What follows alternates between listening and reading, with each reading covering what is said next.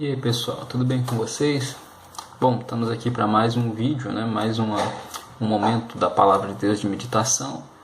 E o texto, ou a pergunta que eu quis trazer hoje para nós discutirmos e refletirmos um pouquinho, é sobre um dos questionamentos que mais é feito no meio evangélico, e existem diversas respostas para isso, né? Mas todas com o devido fim, com o devido propósito, que é a seguinte pergunta: o que é ser um cristão?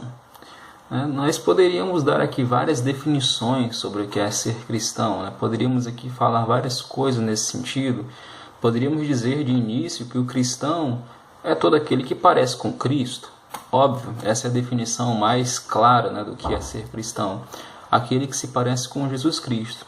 E parece com Cristo em que sentido? No sentido claramente, primeiramente, das suas obras, né?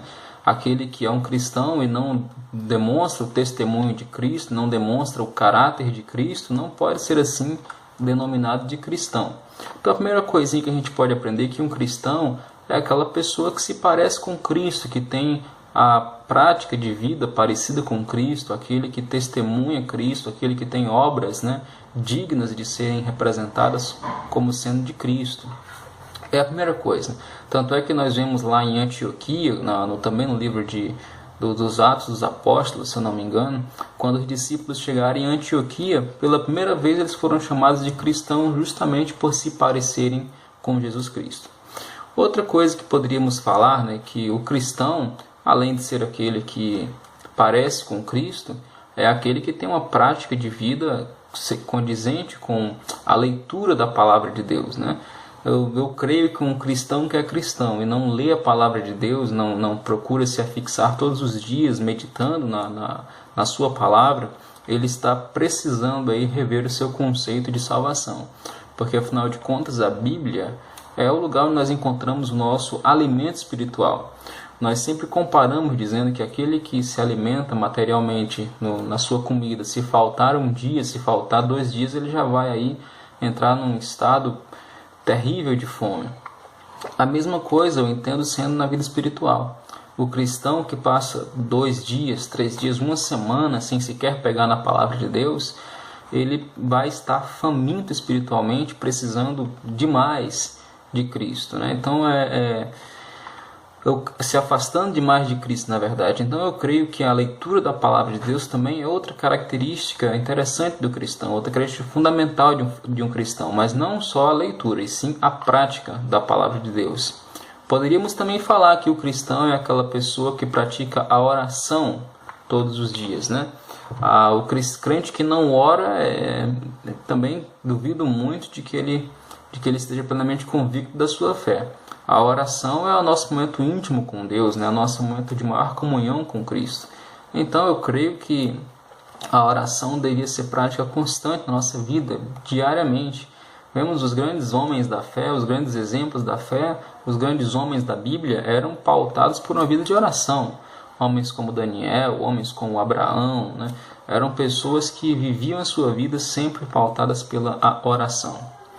Então poderíamos também falar que além da vida de oração, além da vida de prática da palavra de Deus, além da vida de testemunho, poderíamos falar que a vida do cristão, ser cristão, você pode dizer que é perceptível quando você evita o pecado também. Lá no Salmo, capítulo 1, versículo número 1, diz que é bem-aventurado aquele homem que não anda no conselho dos ímpios, não se assenta na roda dos escarnecedores, né? Então aquele que evita o pecado, aquele que não se mistura com os pecadores, né? E você pode dizer, então eu vou ter que parar de trabalhar, vou ter que parar de estudar, porque ninguém é 100% santo, né? Mas não estamos falando do convívio social. Estou falando da prática do mundo do pecado ali. Então o cristão que é cristão, ele não pode de forma alguma envolver-se com o mundo. São os crentes que passam um bom tempo na igreja e outro bom tempo no mundo. A própria palavra é bem clara ao dizer que não há condição de servir a 2 senhores, né?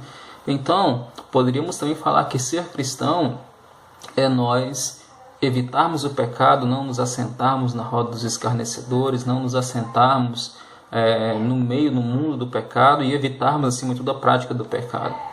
Mas, além de tudo isso, eu acho que há um versículo na palavra de Deus, na minha opinião, dos que melhor resume o que é ser cristão. Eu creio que esse versículo nos demonstra de fato o que é nós termos uma comunhão íntima com Deus. E eu peço que você abra sua Bíblia aí onde você estiver, lá em 2 Coríntios capítulo 5. 2 Coríntios capítulo 5, versículo número 14 e versículo número 15. Vai falar para nós sobre o que é ser cristão de uma maneira bem clara, né? Vai falar para a gente sobre o que é realmente fazer a vontade de Deus. Diz assim, 2 Coríntios 5, 14 e 15.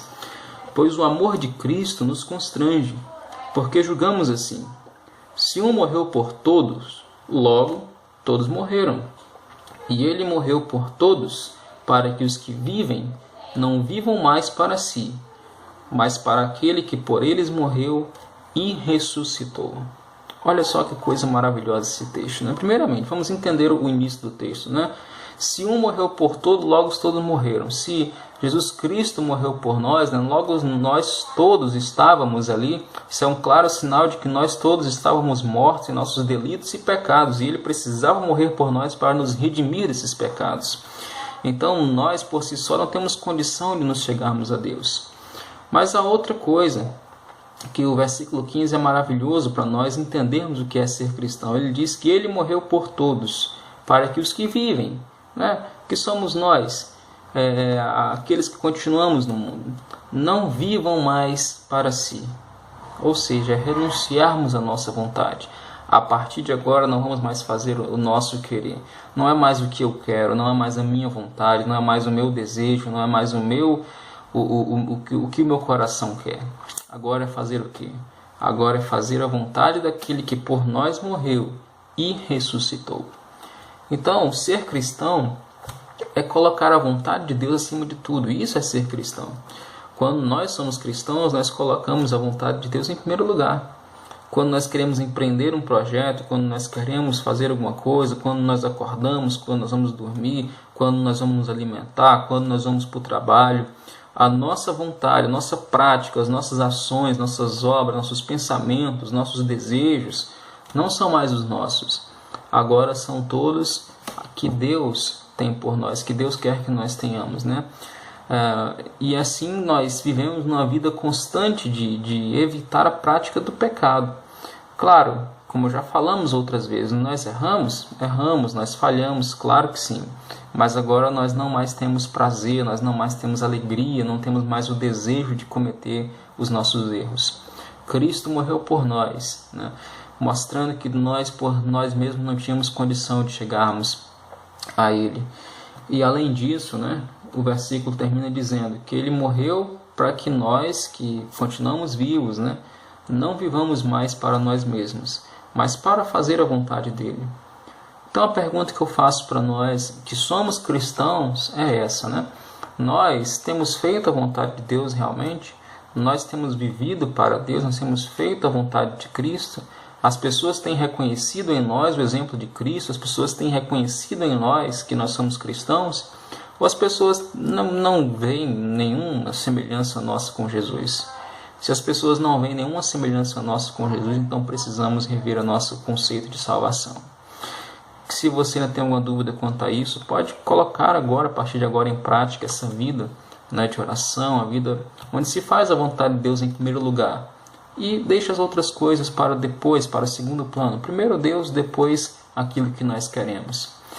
No mais, eu espero que você continue lendo esse texto, espero que você melhore cada dia mais na vida cristã, né? Se você já é cristão, e se você ainda não é, que possa refletir para o quão bom é ter uma vida dessa, né? Quão bom é desfrutar da prática da palavra de Deus. Que Deus abençoe você. E se Deus quiser, se for a vontade de Deus, que nós possamos estar aqui para o nosso próximo vídeo. Até mais.